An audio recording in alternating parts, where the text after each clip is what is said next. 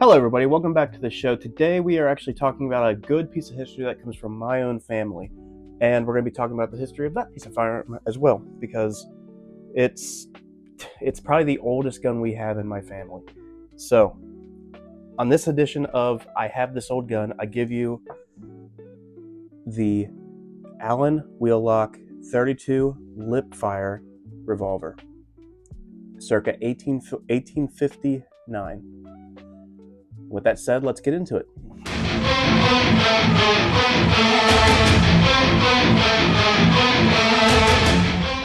Oh good, you stayed. But before we talk about the firearm, we need to talk about the guy who invented it. So, may I present to you Ethan Allen.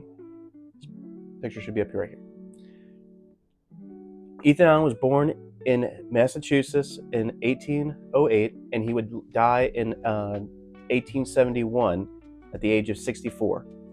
But he did a lot with his life before then. So he would own several different gun companies. He'd start off with his own Allen company. He had Allen and Guthrie company. He had all these other ones, but the big deal one was Allen and Wheelock. Now, Allen and Wheelock were kind of different from what he was used to making beforehand. So prior to 1857, he made pepper boxes. You know, there'll be another picture of it over here. So he made pepper boxes that are typically 6 cylinders, no barrel. It's just straight cylinder, all gas, no brakes. And they were mostly percussion cap. He really didn't go into the hammer, the cartridge for them, because of pretty much by the time cartridges were around, pepper boxes were null and void. But what he did do was he did listen and play around with some of the other stuff that people were playing with at the time, which would be this idea of cartridge and like having a concealed cartridge in a time period where black powder was still the king overall. So what he did was he actually just took the rimfire that was already around by 1858. He would later develop the rimfire into the Lipfire pistol or cartridge, which was more effective, cheaper, and it made it easier to produce because you didn't have to use as much precision and you didn't have to use as much fulminate to ignite the powder charge, which would make it go downrange. So there's actually evidence, like, because when this gun came out in 1858, it was actually pretty compatible with the Smith & Wesson Model A1, but we'll get into why that was a problem here in a minute. But he played with all kinds of different kind of revolvers before we got to this piece here. He loved experimenting with different types of hammers. He loved to, like, he experimented with the this side gate hammer, which you can see where it's not on the center like a Colt or a Remington would have been. It's on the side of it, which I can see a couple advantages to it being that way. It's easier to maintenance, it's easier to take apart and stuff.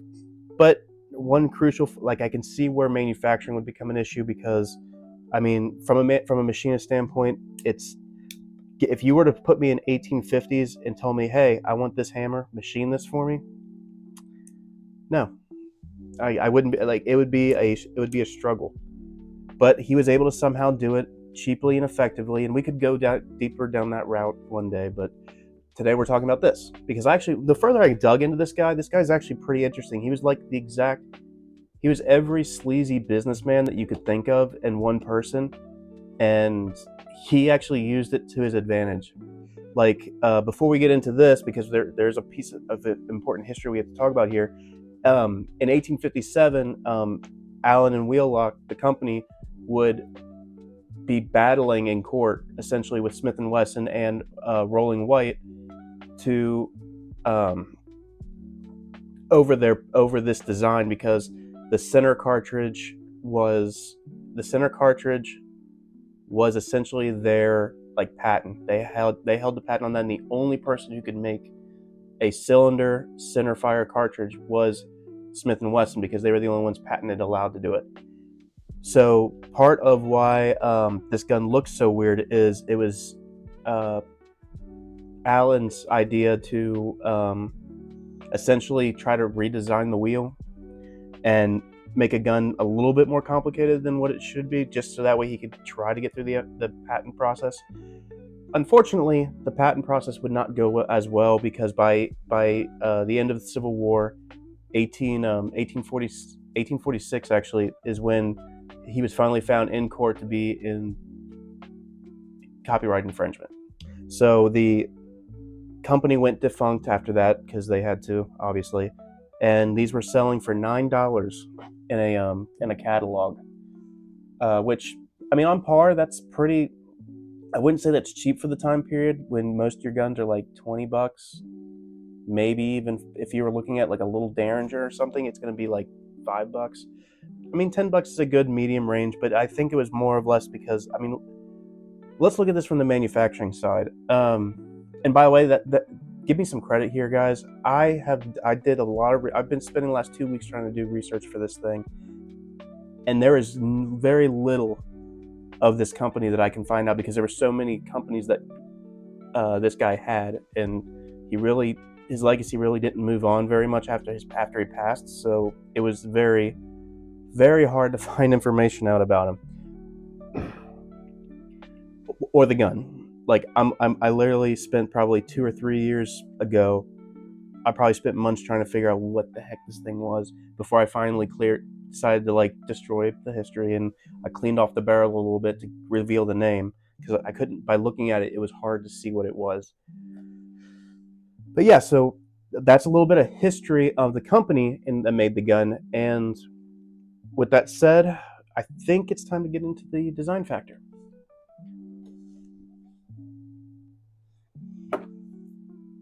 Alrighty, guys, let's take a look at this gun as a whole.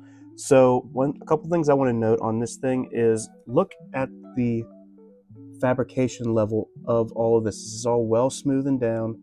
It's all forged. It's all one forged and only roughed in where it needs to be, which that's very common for the time period. Mechanically speaking, that's just kind of the way a gun like this was made. It wasn't like your Colts or anything where they got a good finishing mark on it, but you can see where they attempted to in some areas. Like, let's look around here. You can see here, and where they squared that off. You can see where they tried to tool in, or just from years of use, the cartridge, the cartridge loading here has worn grooves in it where from years of use, the cartridges have opened up. But you can also kind of see where they may have tried to machine that just to give it a little bit of a better yield, better hold. And then let's look at the big thing, the main difference between this and most of your other stuff here. Look at this gap here, this massive gap. That was part of the Lipfire, from what I've been able to read, that was part of the Lipfire things, because you'll notice, I can't show you guys this, but so you'll notice that the side where you load in from does not have the typical nipples like you would see for a rimmed cartridge. That goes to show me that this gun was one of the Lipfire revolvers that came out around that time period. And it's, to me, that's like, it's a cool piece, because for one, I don't know where my family got this from. It's been, from what I understand, it's been in my family for years, just been passed down and passed down and passed down, and nobody really knows where it came from. But it's still cool to me, because like, you can see, like, this gun has been shot, this gun has been abused. Like, you can see all the pitting from where it wasn't cleaned. You can see how nasty the powder was. But if you look at just the simple design here, where that is, and this major piece right here, you can definitely tell it is a copycat off of the Smith & Wesson Model 1, or the rolling white development of a small arms revolver. One last thing before we get out of here. Just look at again, I cannot stress like just the simple little details of this gun. It's like good threading here for that's still holding up to its age. and just we can see more evidence of the pitting along the upper here, where it's actually eating away at the metal. But all in all, I think this is a fun find. And before you all give me crap because I'm not taking it fully apart, I don't know if I can still find parts for this. So this is the furthest I'll take it apart. I mean, look at this cylinder rod. This thing is beat to hell and back. There is no way I honestly think this was a nail that somebody machined down to make it work. Maybe somewhere along the lines, because the ones I've seen look a little bit in better shape than this. So, but again, before we go, let's take a look at the engraving here on the side. You can barely see it, but it says Allen Wheelock, Worcester, Massachusetts, USA. Patent September 7th, November 9th, 1858. Now, I am trying my best to see where this is, because this is the actual manufacture date of the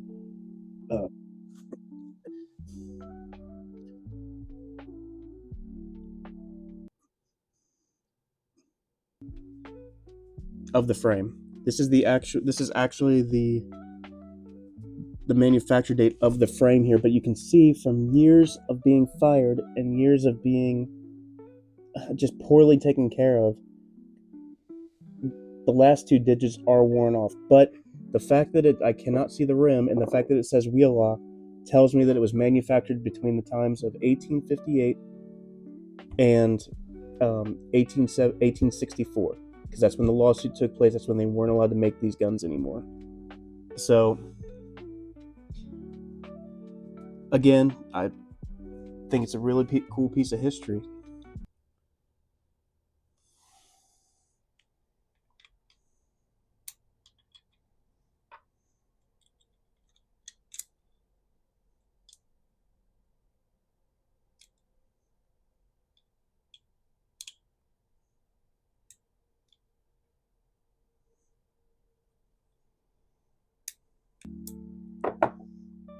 Thank you, thank you everybody for coming and watching my little video. Again, this is a piece of my family history that I thought would be nice to share with you guys, because again, it took me forever to figure out what it was. So that was a fun little project for me, and I don't think many people understand like how common cartridge pistols were actually before the Civil War, and like they were still not made popular because the government's always the army's going to always be the army, and the government's always going to be the government. So if it's something new and wild, they're not going to like jump onto it right away. And not to mention, they were very picky with who they hand their contracts out. That's why Colt got them, Springfield got contracts, and then anybody who essentially like were buddies of them, they got contracts. And a lot of times it was people they've already been doing other contracts with. So like Remington was already making some rifles for them. They had also made a couple percussion cap revolvers for them. They were they've been buddy for a long time. It's just nowadays it's more open about how much these contracts are actually made with each other. But I don't think the world gets a fair shake out of what these simple little, like, because none of these were huge. I mean, some of them were huge. They made some bigger ones later on down the road, but it was your little 32 calibers, your little 22s. It was these little guns right here were the format for what we'd future see as revolvers that we would later see during like the Wild West era, the World War I era, into the gangster fights of the 1910s, 20s, 30s. I mean, it all started here. It all started with these little pocket pistols, or in this case, this is actually technically a belt pistol. Because it's a 32 instead of a 28 caliber, I believe is what his pocket pistol was. But it started with these little guns, and they were like kind of, I mean, for the longest time, history did not think they were cool because they weren't the big Wild West guns. But it was more common than not that somebody had one of these tucked in their back pocket or in their vest pocket or jacket pocket for self-defense than they did have the big irons that we expect to see from like the 1950s Western TV shows. But again, ladies and gentlemen, thank you for watching. Please subscribe if you have not. That's all I ask. Just watch my videos. I enjoy making these. I know I haven't posted a lot lately, but been busy. My book is out. My book, Dying Breed. Put something here for it. The link for that is in my bio. If you want to help support me, support my family, please, like again, just watch the videos or check out the book. Like, I'm not going to tell you what to do. You're full-grown adults. But it's worth a look at. Thanks, guys.